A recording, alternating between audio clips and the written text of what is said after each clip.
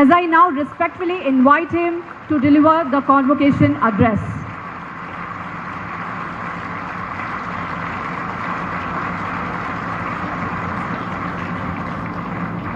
Chairperson Shri Puneet Dalmia ji, respected members of the Board of Governors, Director in charge Professor Sanjeev Parashar ji, distinguished faculty, proud parents and families, members of the media, and most importantly, the graduating class of IIM Raipur.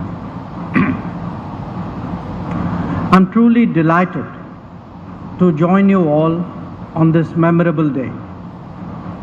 A convocation is a special occasion for those who are graduating and their near and dear. It is certainly a day of achievement, and for all of us, it is also equally a moment of reflection. This is the time when we take stock not just of our personal efforts, but of the larger environment as well. And naturally, our collective thoughts go towards the opportunities and challenges that await us. The graduating class must count itself fortunate because it is part of a generation destined to achieve the goal of Viksit Bharat. You are the beneficiaries of a solid decade of progress and growth. You have gained from access to technology and to information that would have been inconceivable barely a generation ago. And not least, you have grown up in an era of globalization that has connected you very deeply to the rest of the world. Today, India is poised to leapfrog in its journey of development, and your cohort will be amongst those that will lead this effort. Your skill sets will help steer our nation in its quest for prosperity. At the same time, it must be recognized that you are also graduating in a period of unprecedented change. 3 examples stand out in this decade in terms of challenges: the COVID pandemic, conflicts, and climate change. Each of them has impacted our daily lives to an unimaginable degree. The pandemic, in fact, transformed the very manner in which we worked and we lived, holding its own lessons. As for conflicts, their impact on even distant societies have been profound, a testimony to how deep globalization has now become. Where climate change is concerned, the growing frequency of extreme climate events and the steady erosion of our natural habitat pose both short and long-term concerns. The turbulence in the world currently is also structural in many ways. The global order is changing before our very eyes, with visible shifts in the relative power and influence of countries. The politics of some societies find it difficult to come to terms with these changes. New developments in technology, in energy, in military capabilities, in connectivity and in resources have encouraged risk-taking in an increasingly competitive environment. Everything today is being leveraged, if not actually weaponized. The world is then confronted with the prospect of securing itself in an increasingly volatile and unpredictable environment. This has necessitated a larger inclination to hedge, to de-risk, and to diversify, whether it is a business choice or a foreign policy one. Arriving at an optimal mix of equities, exposure, and risks is a far more complex calculus as a result. Friends, for all these anxieties, it must nevertheless be appreciated that the prospects of those graduating today in India are far brighter than before. In fact, there is an optimism in our society that is lacking in many other parts of the world. Now you could ask, why is that? Perhaps because in the last 10 years have been much better, giving rise to the confidence that the next 10 and those beyond will also be. We are, after all, now among the top 5 economies. No one can dispute that the multiple global shocks that have recently tested our resilience, and that India has come through that solidly. We have managed both domestic and external challenges fairly successfully. In fact, more inclusive growth, representative politics, and decisive leadership have created a new foundation from which we can all now harbor higher aspirations. Think about it. We have not only embraced the digital revolution enthusiastically, but actually purposefully applied it to our lives. Even many developed societies have not done so. Maybe it is also the awakening of a can-do spirit among the youth, made more promising by our demography, and not least by a widespread awareness of our heritage and of our culture. Indeed, what we are witnessing is the outcome of technology and traditions reinforcing each other. Building national capabilities has become more critical in the light of the global trends that I have mentioned. This is particularly so for large nations.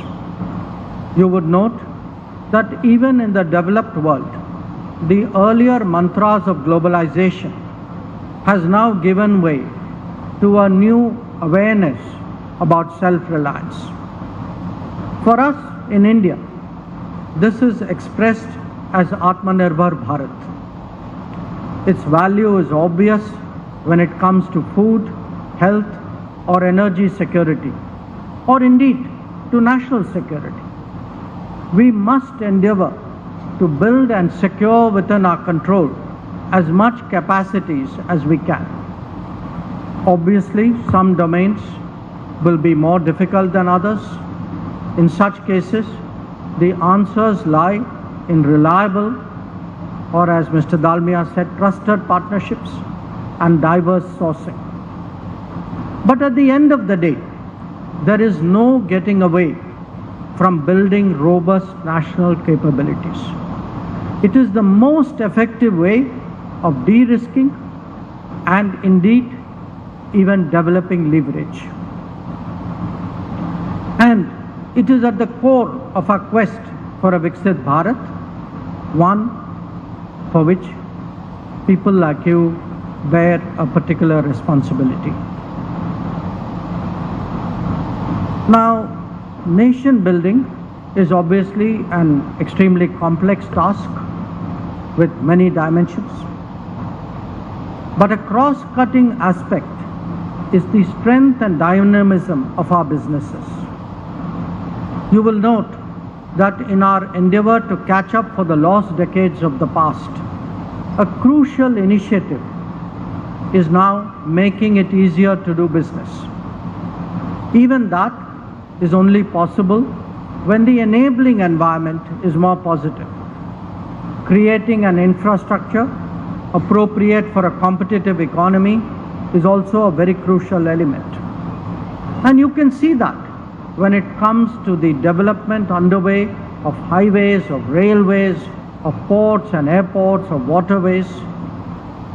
So the point I wish to stress is that good governance is also equally important, made possible today by digital tools as much as by leadership. Ensuring ease of living has become a continuous exercise of betterment. Friends, access to opportunity has been another area of tremendous progress, be it for small businesses, entrepreneurs, or indeed for startups. Skills, talents, and education are being nurtured, with institutions doubling across the country in the last decade. As for technology, the growth of innovation, increase in entrepreneurship, and enthusiasm for its deployment can combine to strengthen our position. India must and India will make both its numbers and its diversity count. Today's businesses require a sound understanding of the world's complexity. In that sense, your world and mine do intersect substantially. Leave alone those who trade or who invest abroad. Even those at home are now increasingly exposed to external products, partners, and services. It is therefore vital that we understand the approach and behavior of different nations and cultures. I would urge you all to take a deep interest in global happenings. It is not only interesting in itself, but I promise you it will be very rewarding for you professionally. This is an era of a global marketplace. Not just that, it is also an era of a global workforce, and you should be ready for both. In such times, the connect between diplomacy and business only deepens further. Our foreign policy is today focused on expanding market access for Indian producers. Mr. Dalmia ji spoke about the FTAs we have concluded recently. It is also focused on helping to secure resources, technologies, and essential goods. It looks after Indians who may be traveling or Indians who may be living abroad. And especially, it looks after them at moments of difficulty. It promotes brand India. It promotes brand India abroad, so essential to the global perception of us as reliable and trusted partners. At the same time, it draws on the capabilities and achievements of business to assert our national influence and shape opinion. With that in mind, let me share some traits from experience that I believe we hold common to our worlds. To begin with, there are the personal attributes. Personal attributes which I'm sure many of you would readily relate to. Good preparation, sound judgment, and clear goals are the basics of diplomacy as much as they are of business. Negotiating skills may be honed through practice, but are nevertheless built on an ability to gauge the mindset of the other party, how to address difficult situations with complicated options. This is understandably the real test. When presented with competing choices, the yardstick for decision making must be firmly fixed on one's core interest. Harmonizing, prioritizing, and managing choices then naturally fall in place. I can tell you that if India first is your compass, the direction will always be clear. That also enables the confident exercise of preferences where required. Even the preparatory work for such endeavors is worth thinking about. Maximizing decisional space is a prerequisite which should become second nature for all of us. That we have much in common is something that I can confirm from the brief foray into the corporate world. Friends, on such occasions, it is natural for speakers to offer some life advice. Now, I suspect you really don't need it, but still allow me to indulge in that temptation. For me, life is all about being competitive. Competitive by doing your best for your nation, for your community, family, and in a way for yourself. Self-improvement is key to that process, and it requires a continuous willingness to learn. Leadership qualities will develop, it will come naturally as life progresses, but it will reflect your sense of responsibility. So those who volunteer, those who fill the gaps, those who go the extra mile, believe me, you will always have a head start in life. You will all be part of organizations and will lead teams at some stage, in some capacity. And that will require competitiveness to be balanced by consideration. But most of all, never forget that life is all about relationships and friendships. Build them, maintain them, nurture them. They will constantly expand your horizons and improve your networking. You are graduating from an institution that rightly puts a great premium on values and ethics. Don't only take pride from where you have graduated. Your real takeaway should be the spirit that you have imbibed while here. So, my congratulations again to the graduating class of IIM Raipur 2026. I wish you all the very best in life's journey ahead, knowing that you will travel confidently with high ambition and strong commitment. Jai Hind, Jai Bharat. Thank you very much, sir.